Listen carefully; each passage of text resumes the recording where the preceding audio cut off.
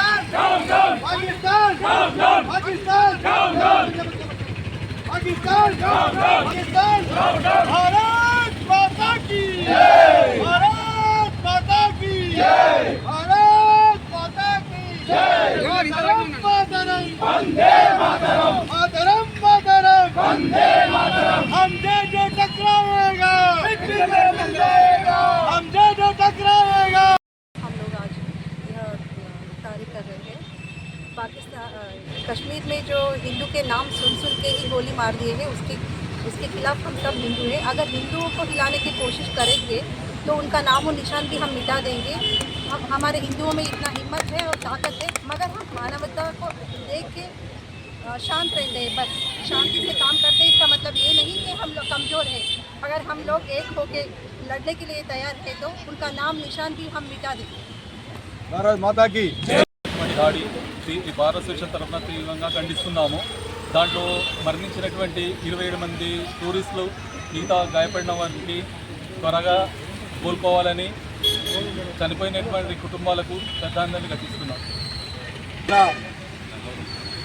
జమ్మూగా జరిగిన మారణకాండ ఉగ్రవాద దాడి, అది కేవలం ఉగ్రవాద దాడి కాదు, హిందూ యాత్రికపై దాడి జరిగింది.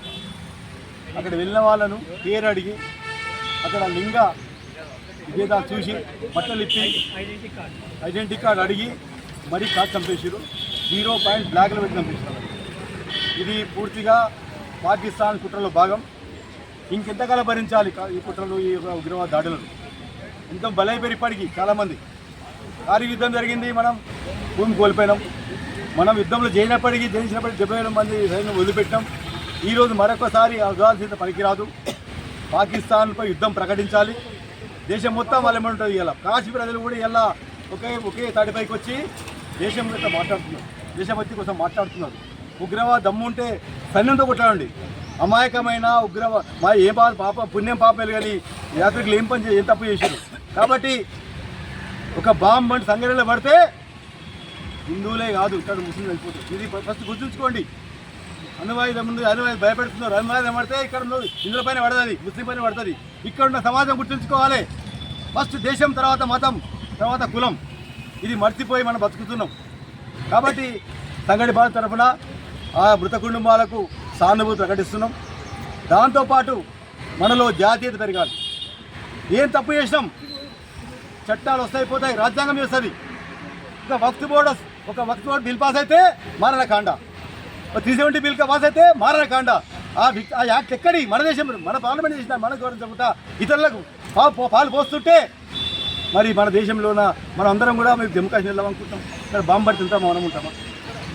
అక్కడ ప్రజల యొక్క ఆర్థిక పరిస్థితులు ఏమైతే ఈరోజు అక్కడ జీవనోపాధి మొత్తం టూరిస్ట్ పైన ఆధారపడ్డది. వాళ్ళు ఏడుస్తారు, ఇవాళ ఎవరు రాకు ఇంటి మొత్తం అని చెప్పి. ఇక్కడ ఆలోచించాలి. ఈరోజు ఈ యొక్క కుట్ర, జాతీయవాది వ్యతిరేకంగా జరిగిన కుట్రను చెల్లించాలి. పాలకులకు, సైనికులకు అండగా నిలబడాలి. ఎవరే పార్టీ ఉన్నా, ఎవరే మతం ఉన్నా, న్యాయవాదులం అందరం కూడా ఈ జాతి నిర్మాణం ముందున్నాం. తెలంగాణలో ముందున్నాం, స్వతంత్రం ముందున్నాం. ఈరోజు ఈ యుద్ధంలో ముందుండాలి. ఈరోజు ఎందుకంటే బైకాట్ చేయాలంటే ఇది ఇష్యూ ఇంకా స్టార్ట్ కాలేదు. తప్పకుండా ఈ ఇష్యూ పైన కనుక వచ్చినట్టయితే మనందరం కూడా నల్లగొడ్డి రోడ్డు మీకు రావాలి. ఈ జాతి వ్యతిరేక పోరాటం చేయాలి. జాతి పునర్నిర్మాణం జరుగుతున్న మహా ఉద్యమంలో మనం పాల్పొంది. ఇప్పుడు కూడా దేశం అగ్రరాజ్యం అవుతున్నది. పాకిస్తాన్ అప్పుల పాలు అయిపోయింది, అమెరికా అప్పుల పాలు అయిపోయింది. ఈరోజు ఇంత కన్ను కుట్టి చేస్తున్న ఈ సంఘటనలు మనందరం కూడా ఈరోజు ఈ దేశంలో ఏ విధంగా ఎంత అశ్రయపడతలు చేస్తున్న సంఘటనలు ప్రతి న్యాయవాది ఖండించాలి, కుటుంబం ఖండించాలి. ఇప్పుడు మనం ఏ సంఘంలోనైనా సరే ఈ యొక్క జాతి శక్తుల విదేశ శక్తుల కంటే ఈ జాతిలో ఉన్న విద్రోహులే మనం ఈరోజు జాతిని దిగజాస్తుంది. ఆనాడు కూర్చోతముడు శంభాజీ చంపింది ఎవరగా. మరిన్ని అప్డేట్స్ కోసం మా ఛానల్ని సబ్స్క్రైబ్ చేయండి.